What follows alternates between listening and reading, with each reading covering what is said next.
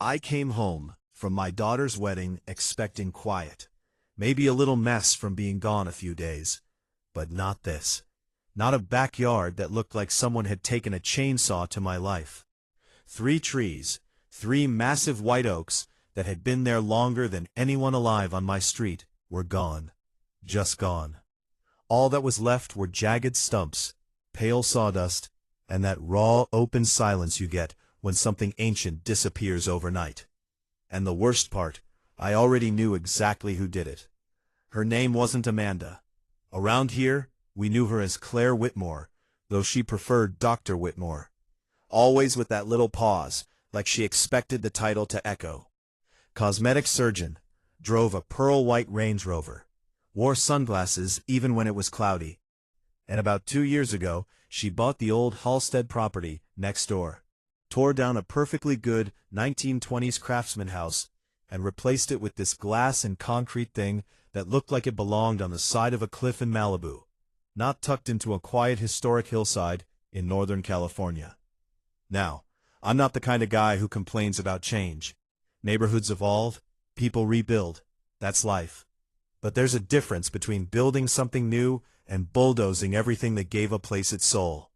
And Claire, she didn't just build a house, she built a statement. Floor-to-ceiling glass, imported stone, a pool that seemed to spill off the edge of the hill like it was trying to impress someone miles away. And every decision she made after that felt like she was trying to erase anything that didn't fit her version of perfect, including my trees. Those oaks, they weren't just landscaping. My grandfather used to tell me they were planted sometime in the 1890s, back when this hillside was mostly orchards and dirt roads. I grew up climbing them, built my first treehouse between the 2 closest trunks. My daughter carved her initials into one when she was 10, something I pretended to be mad about, but secretly loved. They shaded half my yard in the summer, dropped acorns like clockwork in the fall, and if you stood under them at dusk, you could hear birds settling in, like it was their own little city up there. And Claire, she hated them. At first, it was subtle. Little comments when we'd run into each other at the mailbox, or at the edge of the driveway. "Those trees must block a lot of your light," she'd say, tilting her head like she was concerned. Or, "Have you ever thought about trimming them back?" They cast quite a shadow over my pool area in the afternoon. Always polite, always smiling, but there was something underneath it, like she wasn't asking, she was testing how far she could push. One afternoon, maybe 6 months before all this happened, she came over while I was out back raking leaves. She had on this perfectly tailored workout outfit, not a wrinkle on it, and she stood there looking up at the branches like they personally offended her. "You know," she said, crossing her arms, "I had a specialist come take a look at these. Certified arborist. He says they're starting to show structural issues." I leaned on the rake and just looked at her. "Structural issues," I repeated. She nodded. "Internal rot, potential limb failure. Honestly, it's a liability. If one of those branches falls into my yard, or worse, onto someone, it could be a serious problem." I let that sit for a second, then shrugged. "They've been standing here over 100 years. I think they're doing all right." She smiled, but it was thinner now. "Well, I'd be happy to cover the cost of having them properly managed, pruned, maybe even partially reduced. It would really improve the sightlines from my pool." There it was. Not about safety, not really, about her view. "I'm not cutting them," I said. Simple as that. Her jaw tightened just a fraction. "You should at least consider it. It would benefit both of us." "I already did," I said. Answer still no. She held my gaze a second longer than comfortable, then gave this little laugh like none of it mattered. "All right, your property." But the way she turned and walked back, I remember thinking, this isn't over. Over the next few months, the comments didn't stop. If anything, they got sharper. She'd mention how much she invested in her home, how certain obstructions affected property value, how the neighborhood was evolving, and some people needed to adapt. A couple of neighbors even told me she'd been asking around, trying to find out if anyone else had issues with my trees. Nobody did, because everybody knew those trees. They were part of the street, part of the identity of the place. Kids waited for the school bus under them. People walking their dogs would stop in the shade during hot afternoons. In the spring, when the leaves came in thick and green, the whole yard felt cooler, calmer, like stepping into a different pocket of time. And then I left for the weekend. My daughter Emily had her wedding out in Sonoma. Small vineyard ceremony, nothing flashy, just family and close friends. It was one of those weekends you wish you could freeze. Laughter, music, the kind of happiness that feels earned. I turned my phone off for most of it. Didn't check emails. Didn't think about the house. Didn't think about Claire or her complaints or anything waiting back home. For 3 days, everything was perfect. And then I pulled into my driveway Sunday afternoon. At first I thought I'd come to the wrong house. The light was wrong, too bright. The air felt exposed. And then I saw it. No canopy, no shadows, just open sky where there used to be layers of branches. I got out of the car slowly, like if I moved too fast it might make it real, and walked toward the backyard.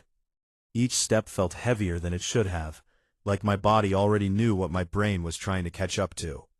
And then I turned the corner, and there it was.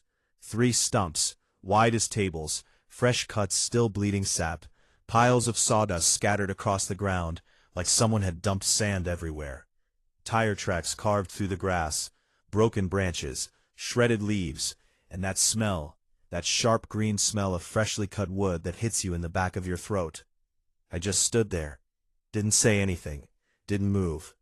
I don't know how long, a minute, maybe 5. Well, it really opens things up, doesn't it? I turned slowly, and there she was, standing on the edge of her property by that ridiculous infinity pool, drink in hand, sunglasses on, like she was watching a sunset, instead of the aftermath of something she'd just destroyed. "What did you do?" I said, my voice quieter than I expected. She took a sip, then lowered the glass. "Oh, those trees, they had to come down. They were hazardous." I stared at her. "You cut down my trees." "They were a risk," she said, shrugging. "My arborist confirmed it.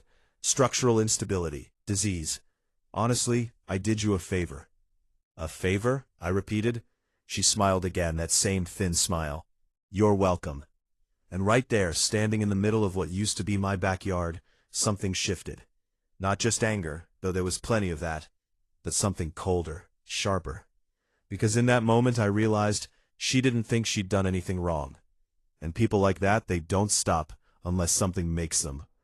I didn't yell, not right away, which looking back, probably unsettled her more than if I had. I just stood there, staring at those stumps, then back at her, trying to understand how someone could do something like this and still look relaxed, like this was just another upgrade on her property checklist. "You went onto my land," I said finally, slow, measured, and removed 3 protected trees without my permission. She tilted her head slightly, like she was listening to a child explain something obvious. "I had authorization," she replied, tapping the rim of her glass with one manicured finger. "Emergency removal. The trees were unsafe." I let out a breath through my nose, a short, humorless one.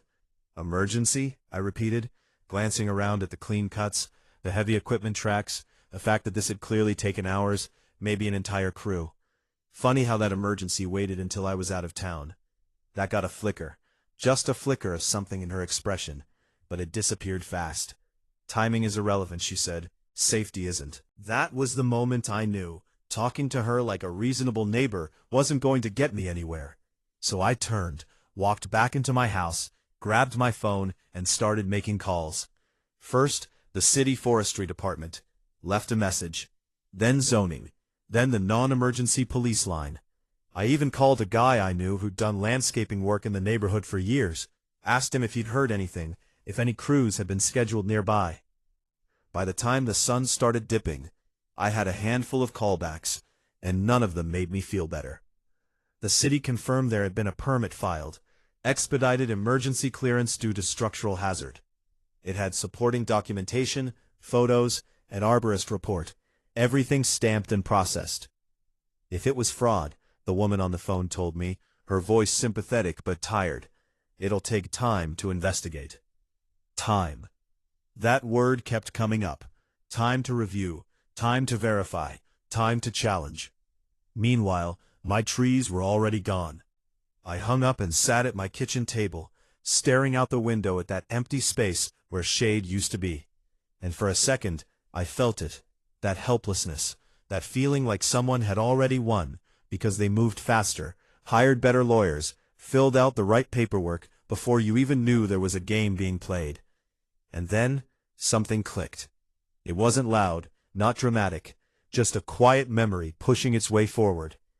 My Aunt Margaret, she passed a few years back, but she used to live up on the same hillside, back when most of it was still untouched.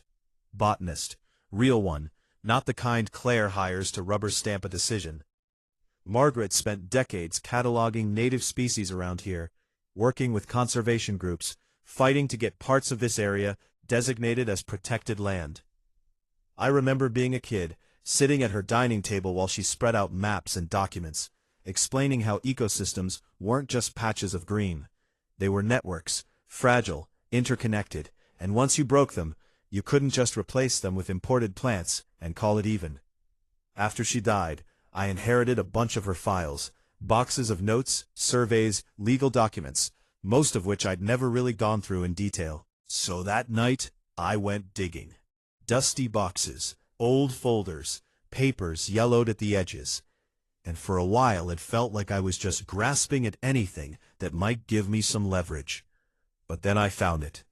A thick binder labeled Hillside Conservation Easement, 1978.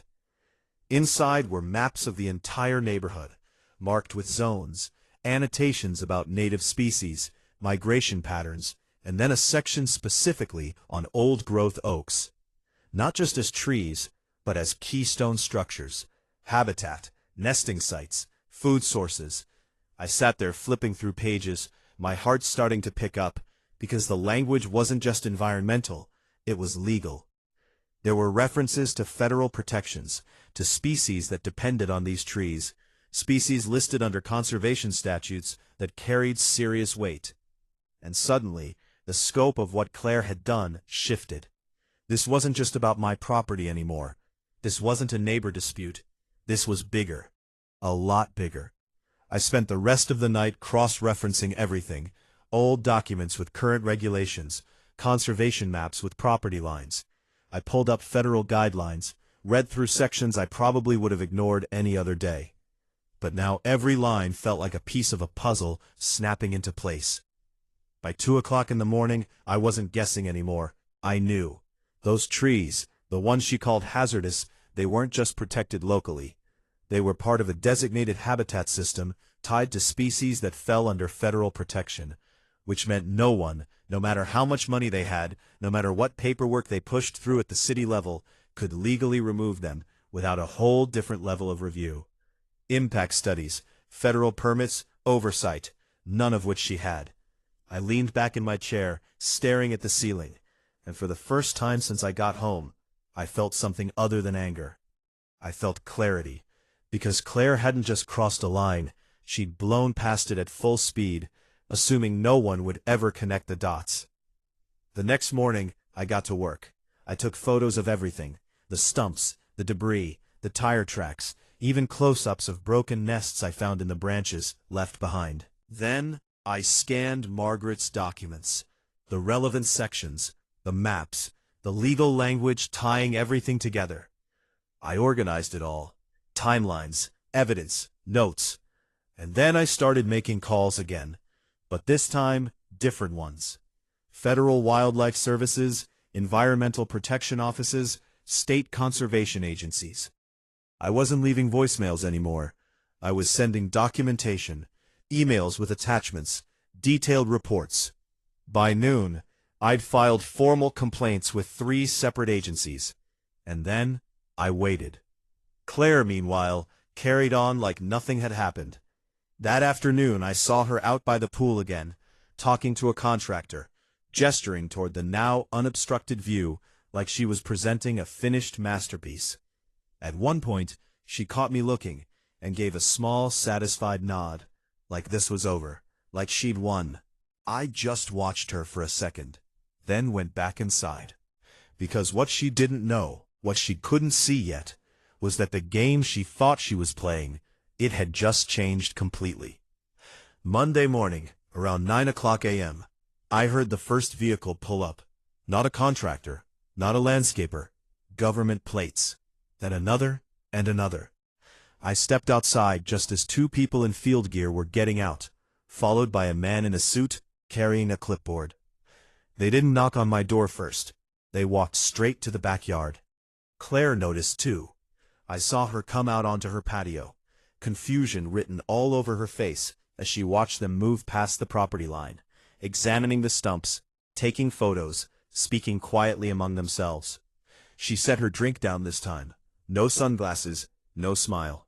"Excuse me," she called out, walking toward them. "What exactly is going on here?" One of the agents turned, calm, professional.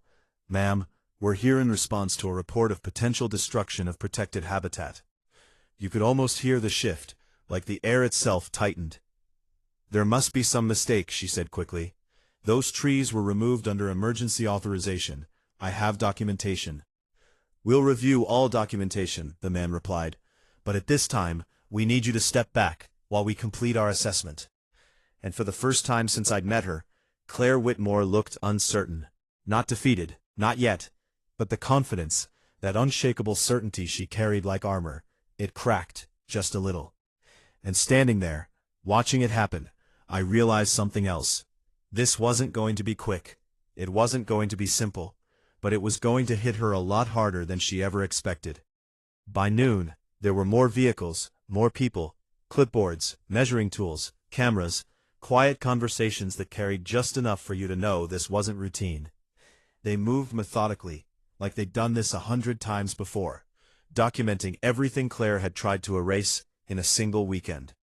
The whole time, she hovered at the edge of her patio, arms crossed, phone pressed to her ear, pacing in tight, controlled circles, like she was trying to outwalk the problem. I caught bits of what she was saying.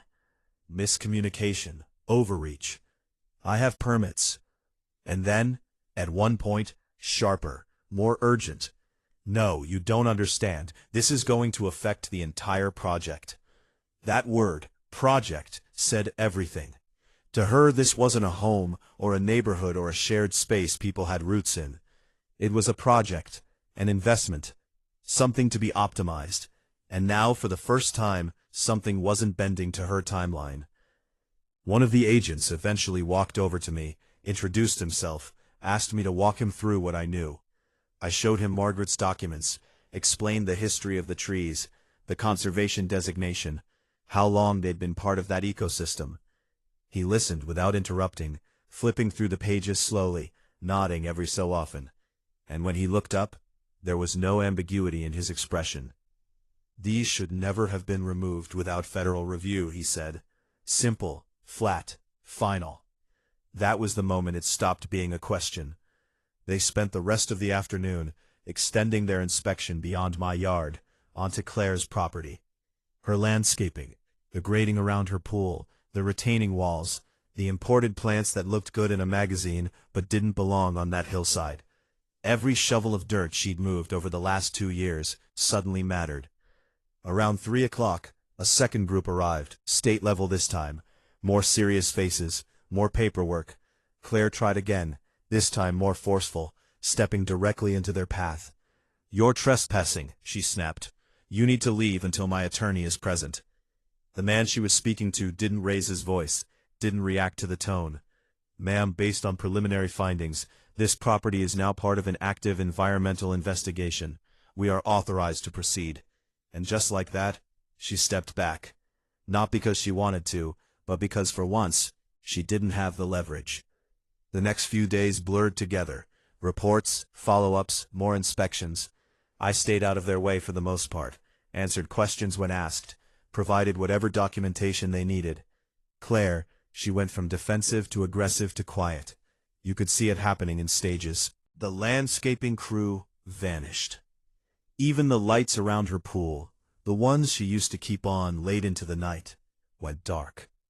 About a week later, the official notices came in. Thick envelopes, multiple agencies, language that didn't leave much room for interpretation. I wasn't the one they were addressed to, but word travels fast in a neighborhood like ours. By the time I got a copy of the summary from one of the investigators, the story had already started spreading. They classified what she'd done as destruction of protected habitat, not just because of my trees, but because those trees were part of a larger ecological network that her entire renovation had been chipping away at for 2 years. The pool excavation, the grading, the replacement of native growth with imported species. It all added up. Piece by piece, decision by decision, she'd been dismantling something she didn't even realize was protected at a level far above local zoning boards. The order was comprehensive. Restore the land to its natural state. Remove non-native installations. Replant with approved species. Submit to ongoing environmental monitoring. And then there was the fine. $200,000.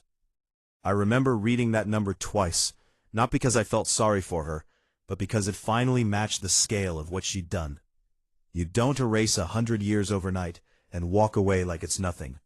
The pool, the centerpiece of her entire view, had to go. Drained, dismantled, filled in. The edge that used to overlook the valley, replaced with soil, then seedlings, then time. It took weeks. Trucks came in, equipment tore out what had just been built, and for a while, her yard looked worse than mine had that first day. Stripped down, raw, exposed. There's a strange kind of symmetry in that. My trees, they were gone for good. Nothing was bringing them back, but the damage didn't stop with me, and the consequences didn't stop with her. Federal programs kicked in to restore my side of the property.